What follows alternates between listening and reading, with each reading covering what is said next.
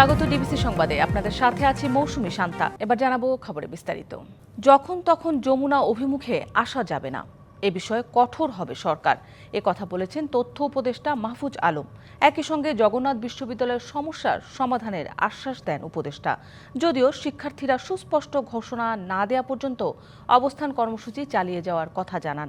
এর আগে ৩ দফা দাবিতে জগন্নাথ বিশ্ববিদ্যালয়ের শিক্ষার্থীদের মার্চ টু যমুনা কর্মসূচি ছত্রভঙ্গ করে দেয় পুলিশ। টিয়ার শেল, সাউন্ড গ্রেনেডের পাশাপাশি লাঠি পেটায় আহত হন অন্তত অর্ধশত শিক্ষার্থী। জগন্নাথ বিশ্ববিদ্যালয়ের শিক্ষক শিক্ষার্থীদের ৩ দফা দাবিতে বুধবার উত্তাল ছিল যমুনার আশপাশ। ঘড়ির কাঁটায় রাত ১০টা। যমুনায় কর্তৃপক্ষের সঙ্গে বৈঠক শেষে বেরিয়ে আসেন বিশ্ববিদ্যালয় প্রতিনিধিরা, সঙ্গে উপদেষ্টা মাহফুজ আলম। তবে এ সময় তোপের মুখে পড়েন তথ্য উপদেষ্টা। কিছুক্ষণ পর মাহফুজ আলম ফিরে এসে বলেন, কিছু হলেই যমুনা অভিমুখে আসা যাবে না। এ বিষয়ে সরকার কঠোর হবে বলেও জানান তিনি। তবে জগন্নাথ বিশ্ববিদ্যালয়ের সমস্যার সমাধানের আশ্বাস দেন তথ্য উপদেষ্টা। আজকে থেকে যমুনা চল চল যাই যমুনায় চল চল যাই যমুনায় যাই, এই রাজনীতি, এই মুভমেন্ট আমরা আর হতে দিব না। আমরা এই ক্ষেত্রে স্ট্রিক্ট ভূমিকায় অবতীর্ণ হব। যথেষ্ট হয়েছে।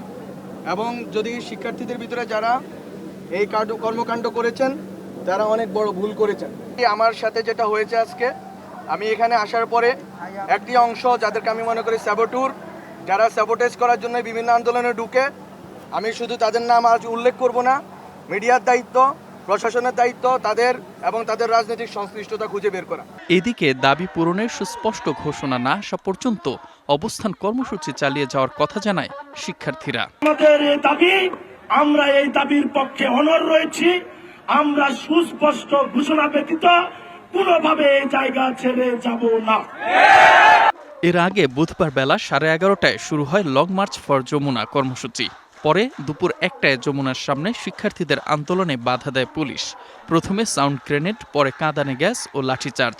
এতে আহত হন বেশ কয়েকজন শিক্ষার্থী।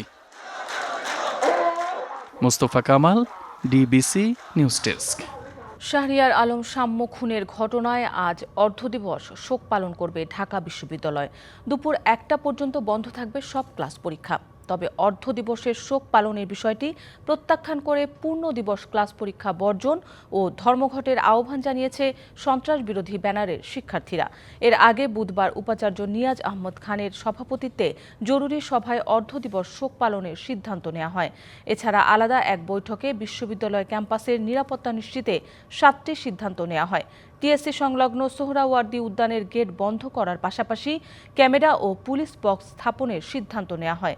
রাত 8টার পর সোহরাওয়ার্দী উদ্যানে প্রবেশ নিষিদ্ধ করা হয়। এক ফেসবুক পোস্টে সিদ্ধান্তগুলোর কথা জানিয়েছেন স্থানীয় সরকার উপদেষ্টা আসিফ মাহমুদ সজীব ভূঁইয়া। শুধু কার্যক্রম নিষিদ্ধের মধ্যে থাকলেই হবে না, রাজনৈতিক দল হিসেবে নিষিদ্ধ করতে হবে আওয়ামী লীগকে। বিচার করতে হবে দলটির অপরাধী সব নেতাকর্মীর। আর তা না করলে আবারও রাজপথে নামার হুঁশিয়ারি দিয়েছে জাতীয় নাগরিক পার্টি এনসিপি। বিচার নিশ্চিতে আন্তর্জাতিক অপরাধ ট্রাইব্যুনালের সক্ষমতা নিয়েও প্রশ্ন তুলেছে দলটি। এদিকে ফ্যাসিস্টদের বিচারের দাবিতে জাতীয় ঐক্যের পাশাপাশি বিচারিক পদ্ধতিতে আওয়ামী লীগের নিবন্ধন বাতিলের পরামর্শ অন্যান্য রাজনৈতিক দলের।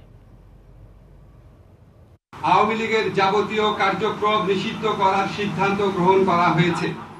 গত শনিবার আন্দোলনের মুখে বিচার শেষ না হওয়া পর্যন্ত আওয়ামী লীগের যাবতীয় কার্যক্রম নিষিদ্ধের সিদ্ধান্ত নেয় অন্তর্বর্তী সরকার।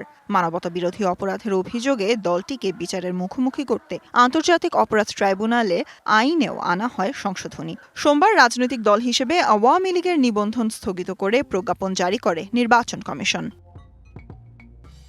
দ্রুত সময়ের মধ্যে সব সিদ্ধান্ত বাস্তবায়ন চাইলেন এনসিপি নেতারা। বিচার প্রক্রিয়ার ধীর গতিতে হতাশা প্রকাশ করে দৃশ্যমান বিচারের পাশাপাশি দাবি তোলেন সারা দেশের ফ্যাসিস্ট গণহত্যাকারীদের চিহ্নিত করে দ্রুত বিচারের আওতায় আনার।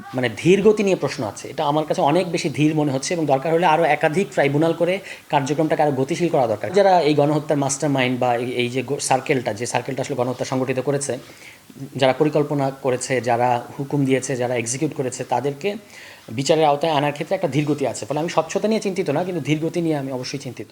প্রশ্ন তোলেন আন্তর্জাতিক অপরাধ ট্রাইব্যুনালের বিচারিক সক্ষমতা নিয়েও। জানান প্রয়োজনে আবারও রাজপথে নামতে প্রস্তুত তারা। আমরা যে খুব বেশি বিচার ব্যবস্থার উপরে আস্থা রাখতে পারছি ব্যাপারটা সেরকমও না। সেই জায়গায় আমরা মনে করি যে এটা আসলে এখানেও আমাদের পর্যবেক্ষণ প্রয়োজন যে আমাদের আসলে যে ট্রাইব্যুনালটা সেটা যেন একেবারে নিরপেক্ষভাবে এই বিচার কাজটা সম্পন্ন করতে পারে এবং আন্তর্জাতিক মানদণ্ডে এটা যেন এই বিচারটা যাতে হয়। যদি আমরা না পাই সেক্ষেত্রে কিন্তু আমরা মাঠে নামব। শুধু এনসিপি নয়, ফ্যাসিস্টদের বিচারের দাবিতে জাতীয় ঐক্য বজায় রাখার পরামর্শ অন্যান্য রাজনৈতিক দলগুলোরও। বিচারিক পদ্ধতিতে দ্রুত দলটি নিবন্ধন বাতিলের মত তাদের। তথ্য উপাত্তের ভিত্তিতে বিচারিক প্রক্রিয়ার সিদ্ধান্ত হবে যে আওয়ামী লীগ দলগতভাবে আজীবনের জন্য নিষিদ্ধ হবে, নাকি এই অপকর্মের সাথে যারা জড়িত ছিল তাদের বিচারের পরে রাজনৈতিকভাবে তারা রাজনীতি করার অধিকার তারা ফিরে পাবে। রাজনৈতিক সমস্যাকে রাজনৈতিকভাবে প্রতিরোধ করা দরকার এবং এটাকে আইন শৃঙ্খলার বিষয়ে পরিণত করলে অনেক ক্ষেত্রে সেটা উল্টো ফল দেয়। তো সেই দিক থেকে জনগণকে আমরা আহ্বান জানাবো অভ্যুত্থান বিরোধী যে কোনো তৎপরতাকে রাজনৈতিকভাবে প্রতিরোধ করা। আমরা চাই এত বড় হত্যাযজ্ঞের সাথে যারা জড়িত তাদেরকে বিচারের আওতায় নিয়ে আসা হোক, নেপথ্যে যারা আনা হোক এবং বিচারিক প্রক্রিয়া বলে দেবে দল সম্পর্কে, সংগঠন সম্পর্কে, সেটাই যথাযথ প্রক্রিয়া বলে মনে করি। অপরাধীদের বিচারের পাশাপাশি ন্যায় বিচার নিশ্চিতকরণের দাবিও জানান রাজনৈতিক নেতারা। Sultana Swarna, DBC news, Dhaka. কখনো প্রবাসী কল্যাণ মন্ত্রণালয়, কখনো রিক্রুটিং এজেন্সি আকুতি নিয়ে দাঁড়ে দাঁড়ে ঘুরে ফেরেন মালয়েশিয়া যেতে না পারা 18,000 কর্মী। এভাবে আশ্বাসে কেটে গেছে একটি বছর, কোনো ফল আসেনি। পরিবার নিয়ে মানবেতর জীবন কাটাতে হচ্ছে তাদের। মালয়েশিয়া যাওয়া নিশ্চিত করতে সরকারের কার্যকর পদক্ষেপ চান তারা। আর আগামী সপ্তাহে ঢাকায় অনুষ্ঠেয় দুই দেশের যৌথ কারিগরি কমিটির বৈঠকে বিষয়টি সমাধানের আশা করছে জনশক্তি রপ্তানিকারক সংগঠন বায়রা। অতিরিক্ত বিমান ভাড়া ও সিন্ডিকেটের দৌরাত্ম সহ নানান জটিলতায় গত বছরের মে মাসে মালয়েশিয়া যেতে পারেনি 18,000 কর্মী। পরে চলতি বছরের মার্চ এপ্রিলে 8,000 কর্মী পাঠানোর কথাও জানিয়েছিল পররাষ্ট্র ও প্রবাসী কল্যাণ মন্ত্রণালয়। 17,000-এরও বেশি আটকে পড়া বাংলাদেশি শ্রমিকদের তালিকার প্রেক্ষিতে মালয়েশিয়ার পক্ষ তাদের প্রাসঙ্গিক স্টেক হোল্ডারদের সাথে তথ্য যাচাই করে প্রাথমিকভাবে 7,964 জন শ্রমিকের একটি তালিকা সম্পর্কে অবহিত করেছে, যাদের তারা প্রথম পর্যায়ে মালয়েশিয়ায় প্রবেশের জন্য যোগ্য হিসেবে চিহ্নিত করেছে। আলোচনা চলছে, খুব বেশি দেরি হবে না। এটা ফেব্রুয়ারিতেই আশা করছি আমরা মোডালিটিটা ঠিক করতে পারবো। আশা করি মার্চ এপ্রিল নাগাদ আমার মনে হয় যে আমরা ব্রেক থ্রু করতে পারবো। কিন্তু সরকারের কথা থেকে গেলেও কথাতেই শেষ পর্যন্ত মালয়েশিয়া যেতে পারেনি একজন কর্মীও। এমনকি এ বিষয়ে কোনো দৃশ্যমান অগ্রগতিও নেই। এতে হতাশ ও ক্ষুব্ধ ভুক্তভোগীরা চান সরকারের কার্যকর পদক্ষেপ। আমাদের খোলার পরে যদি আমাদের 18,000 কর্মীকে প্রথম ধাপে রাখে, এটা আমরা আশা করছি। এদিকে তো 1 বছর হলো ঘুরতেছি, প্রবাসী কল্যাণে ঘুরতেছি, কিন্তু কোনো আশার আলো দেখা নেই। আপনারা দায়িত্ব নিয়ে আমাদেরকে মালয়েশিয়া আমাদেরকে পাঠানোর চেষ্টা করেন। এটা আগামী সপ্তাহে ঢাকায় অনুষ্ঠেয় দুই দেশের যৌথ কারিগরি কমিটির বৈঠকে বিষয়টি সমাধানের আশা করছে জনশক্তি রপ্তানিকারকদের সংগঠন বায়রা।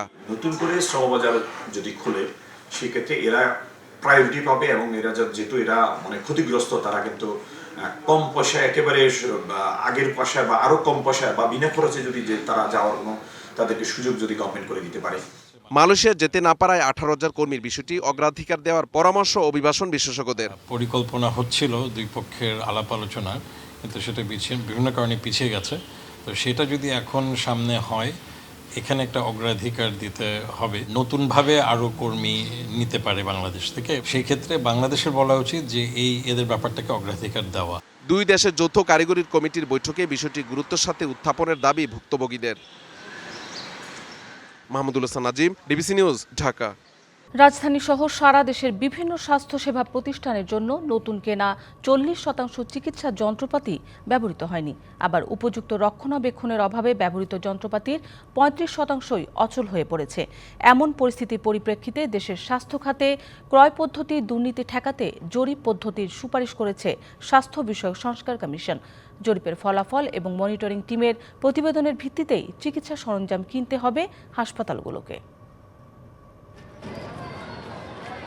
বিগত সরকারের আমলে স্বাস্থ্য খাতে দুর্নীতির বড় জায়গা জুড়ে ছিল হাসপাতাল ও স্বাস্থ্যসেবা প্রতিষ্ঠানের জন্য বহুমূল্যের যন্ত্রপাতি ক্রয়।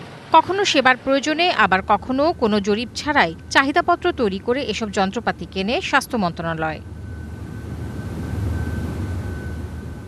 স্বাস্থ্য বিষয়ক সংস্কার কমিশনের প্রতিবেদনে এসব দুর্নীতির উদাহরণ তুলে ধরে বলা হয় 3 গুণ বেশি দামে এসব যন্ত্রপাতি ক্রয় করা হয়েছে। এতে স্বাস্থ্য বাজেটের 30% অপচয় হয়। কমিশনের সদস্যরা বলছেন, হাসপাতালগুলোতে অব্যবহৃত যন্ত্রপাতি দ্রুত চালু করার পাশাপাশি নতুন যন্ত্রপাতি ক্রয়ের ক্ষেত্রে সুনির্দিষ্ট সুপারিশ করা হয়েছে। প্রতি 10 বছর পরে পরে একটা জরিপ হবে। ওই জরিপের মধ্যে আমরা বুঝবো যে এই উপজেলার কি রোগ, কি সমস্যা, স্বাস্থ্য সমস্যা কি, ওই অনুযায়ী যন্ত্রপাতি কেনা হবে। যারা সাপ্লাই করবেন তারা এটাকে চালু করে দিয়ে যাবেন, এবং জনবল যদি না থাকে তাহলে জনবল নিতে হবে, প্রশিক্ষণ দিতে হবে, এবং দরকার হলে প্রাইভেট সেক্টর থেকে জনবল নিতে হবে। বিশেষজ্ঞরা বলছেন, স্বাস্থ্য খাতে দুর্নীতি রোধে সুপারিশ করা হলেও তা বাস্তবায়নের দিক নির্দেশনা নেই। ক্রয় করার আগে যৌক্তিকতা সৃষ্টি করতে হবে, তো সেইগুলোর কথা তারা বলছে। এটাকে কিভাবে বাস্তবায়ন করবে সেটার কথা বলে না। যেগুলো পড়ে আছে, অলরেডি কেনা হয়েছে, সেগুলো সম্পর্কে কিছু বলে না। মানে তারা সমস্যাটা চিহ্নিত করছে, কিন্তু সমস্যাটা উত্তরণের কি ব্যবস্থা সেটা বলে নাই। জনগণ যাতে মৌলিক স্বাস্থ্যসেবা পেতে পারে সেজন্য স্বাস্থ্য খাতে জবাবদিহিতা নিশ্চিত করার উপর গুরুত্ব আরোপ করেন ডাক্তার আবু জামিল।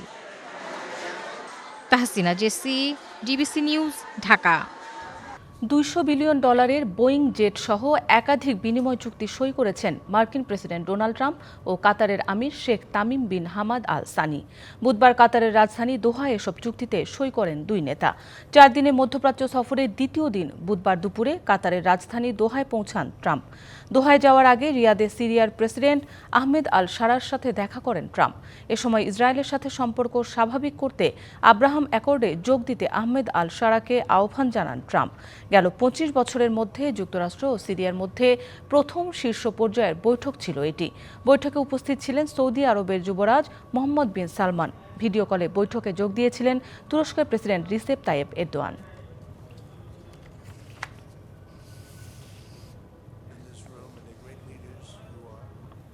ডিবিসি সংবাদেই ছিল এখনকার মতো। ডিবিসি নিউজের সংবাদগুলো পড়তে ভিজিট করুন dbcnews.tv আর ভিজিট করুন ডিবিসির ফেসবুক পেজ এবং ইউটিউব চ্যানেল। ডিবিসির সঙ্গেই থাকুন।